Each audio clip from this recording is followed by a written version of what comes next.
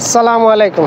Mob justice বলেন আর কিশোর অপরাধ বলেন, শিক্ষা প্রতিষ্ঠানে হত্যা নির্যাতন যাই বলেন, আমাদের সমাজবিজ্ঞানী, রাষ্ট্রবিজ্ঞানী বা যারা আইন নিয়ে কাজ করেন এরা কি কখনো এর গভীরে গেছেন, চিন্তা করছেন যে আসলে মূল সমস্যাটা কোথায়? একটা ঘটনা ঘটলো আর ওইটা নিয়ে মামলা হইলো, আসামি গ্রেফতার হইলো, আর এটাই বুঝি দায়ভার শেষ। কিন্তু এর পিছনে কি, এর কারণটা কি, এগুলা নিয়ে আসলে কি আমাদের রাষ্ট্রবিজ্ঞানীরা কখনো গবেষণা করছেন কিনা আমার জানা নাই। একটা মেয়ের দিকে তাকানো নিয়ে মুচকি হাসি দেয়, একটা ছেলের জীবন চলে গেল। কদিন আগে ঢাকা ভার্সিটিতে একটা রাস্তার অসুস্থ পাগলকে ভাত খেতে দিয়ে পিটিয়ে হত্যা করা হইলো, মামলা হইলো, জীবন তো চলে গেল। একটা জীবন কতটুকু মূল্যবান, একটা জীবন কি ফিরে আসবে? আসলে এই যে কয়েকটি আলোচিত ঘটনা যেগুলো আমাদের সামনে আসছে, এগুলা না, এগুলো আরো ঘটতেছে বাংলাদেশে। এইসব ঘটনা আরো ঘটতেছে, যেগুলা সামনে আসতেছে ওগুলা নিয়ে আলোচনা হইতেছে, ওগুলা নিয়ে আপনার মামলা মোকদ্দমা হইতেছে, কিন্তু দেশে এসব আরো ঘটতেছে। অমুক এলাকায় তমুক এলাকায় শিক্ষিত, অর্ধশিক্ষিত, টুকাই বস্তি যেগুলা, এসব এলাকায় যারা বাস করে বিভিন্ন সময় শোনা যায় পিটিয়ে হত্যা, দলবদ্ধভাবে পিটিয়ে হত্যা করা হয়েছে। তো এগুলা তো ঘটতেছে। আসলে এসব ঘটনা যারা ঘটায় বা ঘটে, এগুলা পূর্ব পরিকল্পিত না, এগুলা একটা অতি উৎসাহী, হঠাৎ করে মনের মধ্যে একটা ক্রিয়া সৃষ্টি হয়। তখন মানুষ রাগান্বিত হইলে আসলে বুঝতে পারে না যে সে কি করতেছে, কি হবে। তো এরা সেন্স খাস করে না, যার কারণে অতি উৎসাহী হয়ে এই ঘটনাগুলা ঘটে। এরা বলতে পারে না যে পরবর্তী কি হবে। আসলে ফৌজদারি অপরাধ যারা করে এরা তো আইন সম্বন্ধে অভিজ্ঞ না, এরা বলতে পারে না যে আসলে পরবর্তীতে কি হবে। যখন আইনের সম্মুখীন হয়, ঠান্ডা মাথায় স্থির করে চিন্তা করে যে আসলে আমি কি করলাম আর কি হয়ে গেল, তখন সে বুঝতে পারে তার অপরাধ, সে যে অন্যায় করছে। এই যে সম্প্রতি ঢাকা ভার্সিটি সহ যে ঘটনাগুলা ঘটলো, এরা স্টুডেন্ট, এরা শিক্ষিত মেধাবী, কিন্তু এরা দেশের আইন, নাগরিক অধিকার এইসব বিষয়ে যথেষ্ট সচেতন না। একজন আইনের স্টুডেন্ট, আইনের ছাত্র যেভাবে সে চলাফেরা করে জীবন চলতে গিয়ে, আপনি একটা জেনারেল শিক্ষিত বা সাধারণ স্টুডেন্টের মধ্যে অনেক পার্থক্য পাবেন, কারণ সে তার নাগরিক আইন সম্বন্ধে পরিপূর্ণ সচেতন না। এসব ঘটনা যখন এরা ঘটায় তখন মস্তিষ্কের সঠিক কাজ করে না যে কি করতে যাচ্ছে, অতি উৎসাহী হয়ে করে। তো উন্নত দেশের নাগরিক এরা জানে তার দেশের পূর্ণ আইন, রাষ্ট্রের আইন, তার নাগরিক অধিকার, যে রাষ্ট্রকে আমি কি দিতেছি, রাষ্ট্র আমাকে কি দিতেছে। ব্রিটেন, আমেরিকা সহ মধ্যপ্রাচ্য দেশের নাগরিক জানে তার রাষ্ট্রীয় আইন, তার নাগরিক অধিকার, যে আমি দেশে কি দিতেছি আর দেশ থেকে কি পাইতেছি, আমার দেশের প্রতি কর্তব্য কি, জনগণের প্রতি, সাধারণ মানুষের প্রতি আমার দায়িত্ববোধ কি। ওইভাবে রাষ্ট্র তাদেরকে গড়ে তুলে, পরিবার, সমাজ ব্যবস্থা এর প্রভাব পড়ে। আমাদের দেশের নাগরিক বা স্টুডেন্ট এদেরকে কিভাবে গড়ে তোলা হয়? এদেরকে কি তার নাগরিক অধিকার, দেশের আইন সম্বন্ধে গড়িয়া তোলা হয়? না, স্কুলে পাঠানো হয়, এই জেনারেল শিক্ষা শিক্ষিত করা হয় বা মাদ্রাসায় যান, অতটুকুই তাদের মেধা, এতটুকুর ভিতরেই তারা সীমাবদ্ধ।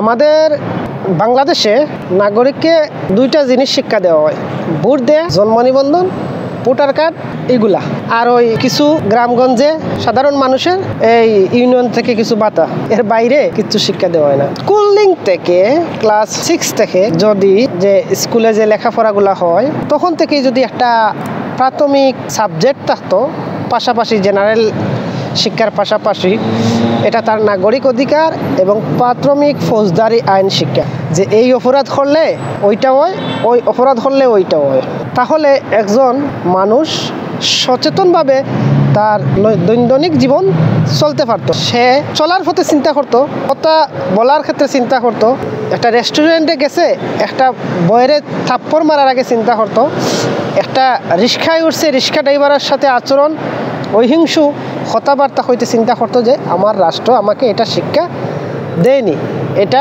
আমার নাগরিক অধিকার, এভাবে চলা, আর আমার থেকে আরেকজনকে ওইভাবে দেয়া। তাহলে এই যে মারামারি, হানাহানি, খাটাখাটি, জমি নিয়ে টানাটানি, এগুলা বাংলাদেশে অনেক আগেই কমে যেত বা কম হইতো। শিক্ষা ব্যবস্থায় পরিবর্তন আনতে হবে, এগুলা শিক্ষা ব্যবস্থায় একটা পাঠ আকারে এড করতে হবে, যাতে একজন সচেতন নাগরিক হিসেবে গড়ে ওঠে একটা মানুষ। আমাদের বৈষম্যের শেষ নাই, কত বৈষম্য বলবেন। আমাদের রাজনীতিকরাই তো চান না যে দেশের জনগণ তার আইন অধিকার সম্বন্ধে জানুক। কারণ ওই যে ওনাদের পিছনে নেতা বইলা লাফ দিবে না, মিছিল করবে না, মিটিং করবে না, তাদেরকে বস বলবে না, তাদের পিছনে দৌড়াবে না। যার কারণে আমাদের রাজনীতিকরা মুখে বলেন সংস্কার, মুখে বলেন দেশের উন্নয়ন করতেছি, দেশের সুশাসন প্রতিষ্ঠা করতেছি, আসলে এগুলা করেন না।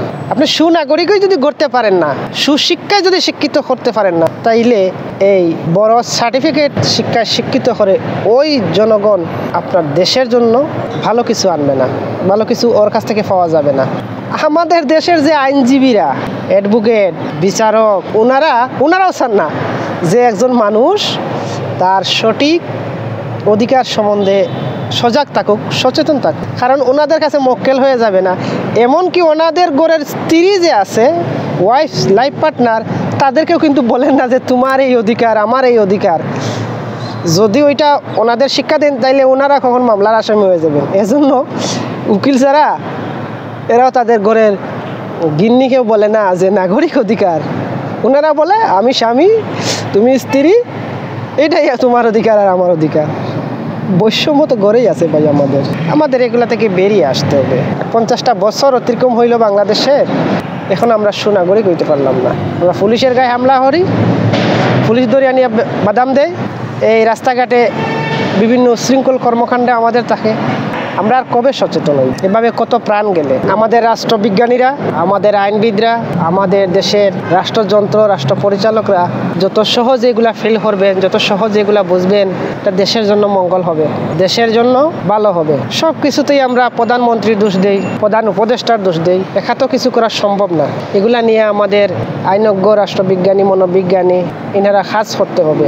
তাহলে যখন একজন মানুষ সে প্রাথমিক আইন, অধিকার, ফৌজদারি অপরাধ জানবে, তখন সে একটা কাজ করতে হইলে, একটা দুর্ঘটনা ঘটাইতে হইলে অনেক হিসাব নিকাশ করবে, ঠান্ডা মাথায় করবে। যার কারণে গ্রামে গ্রামে যে সালিশ হয়, পাড়া মহল্লায়, ওইখানেও বৈষম্য হয়। মাতব্বররা বিভিন্ন আইন দেন, বিভিন্ন তাদের সামাজিক রীতি মানুষের উপরে চাপাই দেন, যা না দেশের আইনে আছে এটা গ্রহণযোগ্য, না যার যার ধর্মে এটা অ্যাকসেপ্ট করে।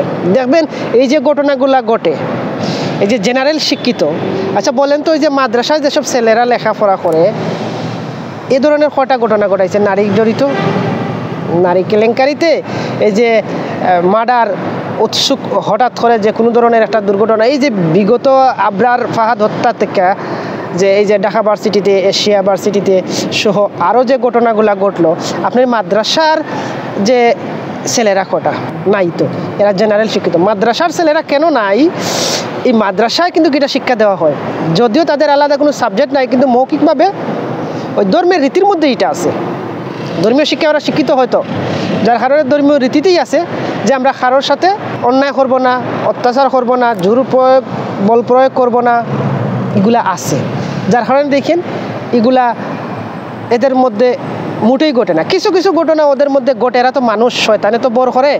এই যে কিছু কিছু এই নারী জড়িত, নারী কেলেঙ্কারি কিছু ঘটনা ওদের মধ্যে ঘটে, কিন্তু পার্সেন্টেজটা কত আপনাকে সেটা দেখতে হইব। 1% তো মানুষ, তো এরা তো আর ফেরেস্তা না, একটু তো ভুল হবেই, কিন্তু তার পরিমাণটা আপনি হিসাব করবেন, দেখবেন যে তাদের ফৌজদারি অপরাধটা কী।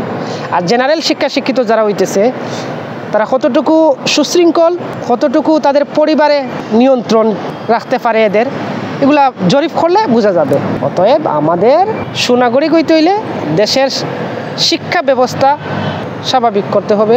শিক্ষা ব্যবস্থায় ফৌজদারি অপরাধ, দেশের আইন, নাগরিক অধিকার, এইসব সাবজেক্ট আনতে হবে। এবং আপনি এও করতে পারেন, এই যে ভার্সিটিগুলোতে আলাদা করতে পারেন। শিক্ষা ব্যবস্থা আসলেই আলাদা হওয়া দরকার, ছেলেদের জন্য আলাদা, মেয়েদের জন্য আলাদা, তাইলে এসব ঘটনা ঘটবে না। আর আমরা তো সুনাগরিক না, যার কারণে আমাদের জন্য এই আলাদা পৃথক হওয়া দরকার শিক্ষা ব্যবস্থাটা। মেয়েদের জন্য মহিলা কলেজ, মহিলা ভার্সিটি, ছেলেদের জন্য ছেলে কলেজ, ছেলে ভার্সিটি, তাহলে দেখবেন এইসব ঘটনাও অনেকটা কমে আসছে। তো ভালো থাকবেন সবাই, আল্লাহ হাফেজ।